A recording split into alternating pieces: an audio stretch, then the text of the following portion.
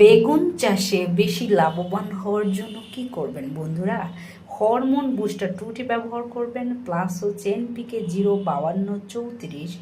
আর একটা বিষয় হচ্ছে ক্যালসিয়াম নাইট্রেট। এই দুটো ব্যবহার করলে গাছে প্রচুর পরিমাণে স্ত্রী ফুলের সংখ্যা আসবে, ফুল জ্বালিয়ে ঝরতে দিবে না।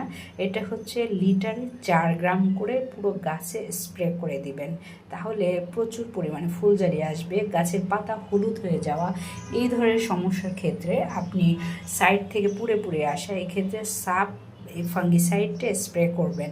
বেগুনের সাইজটাকে দ্রুত মোটা তাজা করার জন্য আপনার এই প্লানোফিক্স, বায়োবিটা এক্স, মোবোভেন এটি খুবই কার্যকারী, কারণ দ্রুত সাইজ মোটা করার জন্য এটি বিশেষভাবে কাজ করে থাকে। বেগুনের পোকা দমনের জন্য আপনার সুমিপ্রিন্ট ওষুধটি খুবই কার্যকারী। এর সাথে জাম পাউডারটি আপনি মিক্স করে স্প্রে করবেন। সাদা মাছির যদি আক্রমণ থাকে সেই ক্ষেত্রে রনফেন এটি ব্যবহার করলে দারুণ কিন্তু রেজাল্ট পাওয়া যায়, ফলন অনেক বেশি হয়ে থাকে।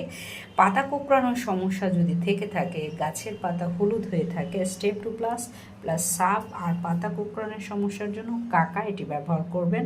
আর মাসে একবার সিমোলিক্স এটি ব্যবহার করবেন, সব ধরনের পোকা দমনের জন্য কাজ